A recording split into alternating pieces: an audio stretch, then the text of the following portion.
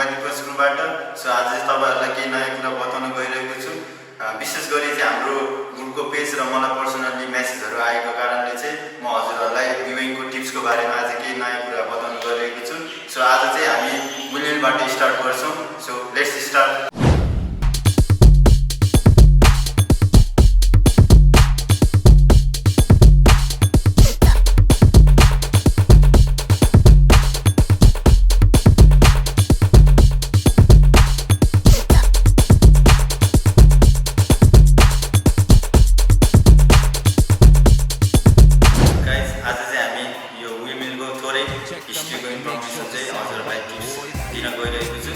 So main यो मिलको credit चाहिँ bboy crazy legs from the WRC TUTOरियल्स उहाँलाई चाहिँ यो क्रेडिट दिन जान्छ, किनभने युजुअली चाहिँ उहाँले एक दिन चाहिँ एउटा परफर्म गर्दा गर्दै चाहिँ मिस भएर चाहिँ इन्डिङमा चाहिँ उहाँले ब्याक स्पिन भन्ने कुरा क्रिएट गराउनु भएको थियो। त्यही कुरा चाहिँ आज मोडिफाई हुँदै हुँदै विन्डमिल या अरू मिलहरुको भेरिएसनमा निस्केको छ।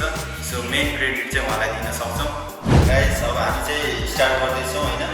स्टार्ट गर्नुभन्दा अगाडि चाहिँ हामीले आफुलाई एक्सरसाइज चाहिँ गर्नुपर्छ, आफ्नो बडीलाई वार्म अप चाहिँ गर्नुपर्छ। सो वार्म अप गर्नुभन्दा अगाडि चाहिँ नर्मली बेसिकली एउटा नर्मल टिप्स तपाईहरु आफ्नो तरिकाले वार्म अप कसरी गर्नुहुन्छ त्यो गर्नुस्। अनि नर्मली विन्डमिलको लागि चाहिँ हामीले यसरी स्ट्रेचिङ गरेर आफ्नो साइड बडी साइड गर्ने। सो नर्मली आफुले स्ट्रेचिङ चाहिँ मजाले गर्ने। यो गरिसकेपछि चाहिँ यो कुराले चाहिँ हामीलाई पछि ब्याक बडीलाई ब्याक स्ट्रेच गर्नलाई चाहिँ धेरै सजिलो पार्छ। गाइस हामीले चाहिँ अब विन्डमिल गर्नुभन्दा अगाडि चाहिँ नर्मली हामीले स्पिन ब्याक स्पिन भन्ने कुरा चाहिँ सिक्नुपर्छ। सो हजुरहरुलाई कति थाहा छ छैन हैन। सो ब्याक स्पिन चाहिँ नर्मली हामीले यो ब्याक पार्टमा चाहिँ स्पिन गर्नुपर्छ। सो त्यो गर्नुभन्दा अगाडि चाहिँ हामी बडी स्पिन सिक्छौं। बडी स्पिन चाहिँ नर्मली बेसिकली हामीले नर्मली यसरी घुम्ने डिरेक्सन अब हजुरले चाहिँ कता साइडबाट घुम्न सक्नुहुन्छ त्यो अनुसारले गर्न ट्राई गर्नु होला। सो अब यही स्पिनलाई चाहिँ नर्मली हामीले ब्याकमा सेम यो ब्याक बडीलाई स्पिन गर्नु।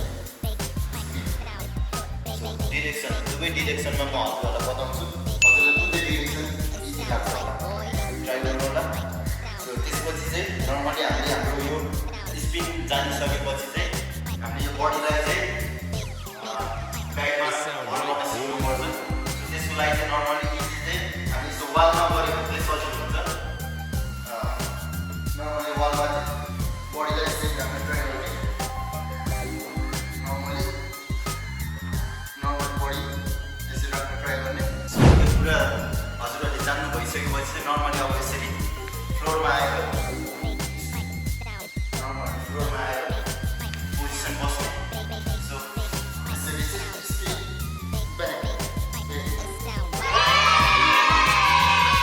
अर्को स्टेप चाहिँ नर्मली स्ट्र्याप, यसलाई स्ट्र्याप भन्छ। यो चाहिँ हाम्रो एल्बोको यो बिच पार्टमा राखेर चाहिँ दुईटै हात र खुट्टालाई चाहिँ त्यही लेभलमा normally check the mic and make sure it sound right, boy. राखेर चाहिँ ब्यालेन्स गर्न ट्राई गर्नु। यसरी ब्यालेन्स गर्न सक्नुहुन्छ बिचमा राखेर।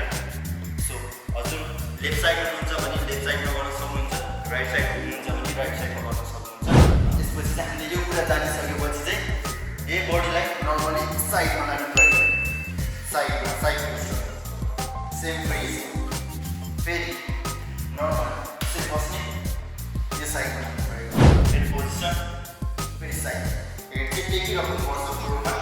हेड चाहिँ टेकिराख्नु होला। यो कुरा चाहिँ हजुरहरूले जस 8-9 चोटि गराउनु ट्राई गरिरहनु पर्यो, जुनले चाहिँ हजुरको स्ट्रेन्थलाई चाहिँ एकदम स्ट्रङ बनाउँछ, जसले गर्दा चाहिँ हजुरलाई मिलहरुको लागि कुराहरु गर्न, मिलहरुको लागि स्टेपहरु गर्न चाहिँ धेरै सजिलो पर्छ। नेक्स्ट स्टेप चाहिँ हामीले जुन यो स्ट्यान्डमा बसेर साइडमा ल्याएको कुरालाई पुश गर्न ट्राई गर्ने। सो त्यसको लागि चाहिँ नर्मली हजुरहरुलाई नर्मली स्टेप चाहिँ यो भयो। सो यही कुरा चाहिँ हामीले अब साइड बडीमा राखेर यो स्टार्ट गर्यो। स्ट्र्यापबाट साइडमा आयो है। सो फेरि one time position side push. अब सेम सेम अघि हामीले स्टार्टमा भनेको पोजिसन ब्याक पोजिसन सो फेरि एकचोटि ट्राई गर्छु अब अलिकति पावर लगाएर है position side push drop back अलिकति बुझ्नु भयो होला सो अब चाहिँ हामीले यो म चाहिँ लेफ्ट साइड भएको कारणले चाहिँ यो खुट्टालाई चाहिँ मैले अहिले फ्लोरमा स्लाइड गरेर राखेको छु नर्मली हजुरहरूले गाह्रो लाग्न सक्छ होला है नर्मली त्यही भएर चाहिँ मैले स्लाइड गरेर राखेको छु अब यो खुट्टालाई चाहिँ हावामा उचाल्न ट्राई गर्ने सो एकचोटि हेरिदिनु होला नर्मली स्ट्र्यापमा बस्यो साइड आयो पुस गर्यो ब्याक बुझ्दै हुनुहुन्छ होला अलिअलि है फेरि एकचोटि ट्राई गरौँ स्ट्र्यापमा आयो अब चाहिँ अलिकति फ्लोमा अहिले चाहिँ हामीले ब्रेक गरी स्टेप बाई स्टेप ब्रेक गरी सिक्यौँ सो अब चाहिँ फ्लोमा एकैचोटि तिनवटा कुरा एकैचोटि ट्राई गरौँ जस्तै स्ट्र्याप साइड पुस ब्याक यो रह्यो तिनवटा कुरा एउटा स्ट्र्यापमा बस्ने साइडमा ल्याउने स्लाइड गर्ने ब्याकमा पोजिसन यसमा एड गराइदिने यति तिनवटा कुरा नर्मल गरिसकेपछि हाम्रो 50% चाहिँ विन्डमिलको पोजिसन आउन जान्छ सो त्यसपछि चाहिँ हामीले ब्याकमा आएपछि चाहिँ अब यो साइडबाट सोल्डर यो साइडबाट मैले लेफ्टबाट गरिरहेको छु मेरो लेफ्टको यो साइडबाट चाहिँ पुस गर्दाखेरि यो हेड यहाँबाट गयो सेम ब्याक पोजिसन यहाँनिर आयो सो अब अर्को साइडमा चाहिँ अर्को साइडको सोल्डरमा चाहिँ आउन ट्राई गर्नु सो यो ब्याकमा आयो ब्याकमा अर्को साइडको सोल्डरमा चाहिँ आउन ट्राई गर्नु फ्लोमा गऱ्यो भने अझै सजिलो हुन आउँछ सो हेड चाहिँ टेकिराख्नुपर्छ है हामीले बरु बेनी लाउने टोपी लाउने त्यसले चाहिँ हाम्रो बिगिनरहरूलाई चाहिँ हेडमा ह्याम्पर गर्दैन है हजुरहरूलाई सो ल फेरि एकचोटि म स्टेप बाई स्टेप स्ट्र्यापमा साइडमा पुस गर्ने त्यसपछि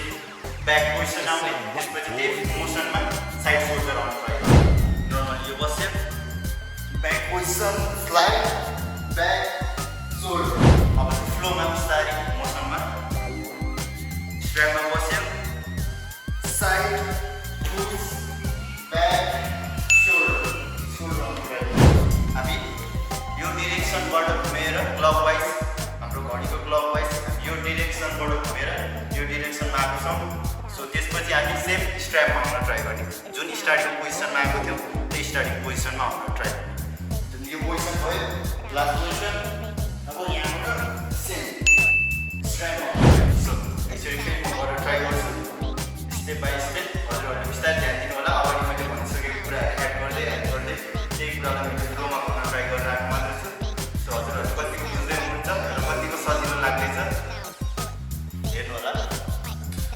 नर्मली पोजिसन साइड पुस सोल्डर स्ट्र्याप बिस्तारै स्लोमा दुई तिन राउन्ड म गर्न ट्राई गर्छु हजुरहरूले बुझ्नु होला स्टेप बाई स्टेप भनेको कुराहरू ध्यान दिँदै हेर्नु होला म ब्रेक गर्दै पनि गर्छु र म मोसनमा बिस्तारै फ्लोमा पनि गर्न ट्राई गर्छु सो सुरुमा चाहिँ ब्रेक गर्दै स्ट्र्याप बस्यो हामी नर्मली साइड आयो खुट्टा चाहिँ मेरो माथि नै छ खुट्टा भुइँमा छैन माथि नै छ स्लाइड गर्यो मोसनमा आयो shoulder back then side slide back shoulder slide अब अलिकति फ्लोमा back It sound right, boy. अब बेसिकली चाहिँ धेरै मान्छेहरूको चाहिँ के हुन्छ भने यो हिप चाहिँ झर्ने चान्स हुन्छ गर्दाखेरि हजुरहरूको गर्दाखेरि चाहिँ अब मैले स्टार्टिङमा मैले गराएको जसरी चाहिँ हुन आउँदैन कतिको चाहिँ स्टार्ट पेजमा बस्यो त्यसपछि साइड लाउन ट्राई गर्यो अब लाग्दाखेरि यो हिप झरिदिन्छ त्यसैले यो हिपलाई चाहिँ माथि पोजिसनमा चाहिँ मैले स्टार्टिङमा त्यहाँनिर बसेर पोजिसन बनाएको जस्तै यो पोजिसन चाहिँ याद यो रह्यो मैले अब हजुरहरूलाई स्टेप बाई स्टेप बताएको कुरा सो यो कुरालाई फलो गर्दै जानुभयो भने चाहिँ हामीले फ्लोलाई बुझ्न ट्राई गऱ्यौँ भने चाहिँ यसरी चाहिँ हामीले विन्डमिल हान्न सक्छौँ हेर्नु होला बेसिकली स्टार्ट पोजिसन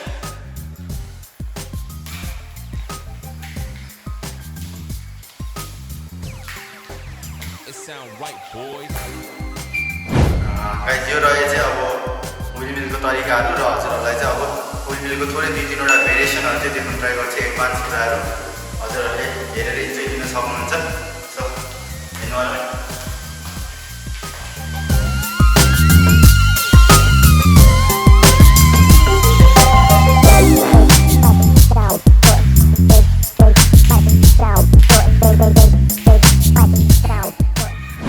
ओके यो रह्यो विन्डमिलको थोरै टिप्सको बारेमा सो हजुरहरूलाई कस्तो लाग्यो होला अनि मैले थोरै स्टेप बाई स्टेप भनेको कुराहरू चाहिँ एकदम ध्यान दिएर गर्नु होला र प्र्याक्टिस गर्न चाहिँ नछोड्नु होला प्र्याक्टिस चाहिँ एकदम मोस्ट इम्पोर्टेन्ट कुरा हो हाम्रो यो ब्रेकिङको लागि सो हार्डवर्क चाहिँ गर्नु होला जुन कुराले चाहिँ तपाईँलाई पछि एकदम राम्रो नतिजा देखाउनेछ र हजुरहरूलाई यो भिडियो कस्तो लाग्यो कमेन्ट गरिदिनु होला र अर्को नेक्स्ट भिडियोहरूको लागि पनि कस्तो भिडियो बनाउनु पर्छ भनेर कमेन्ट गरिदिनु होला र लास्टसम्म हेरिदिनु भएकोमा धेरै धेरै धन्यवाद।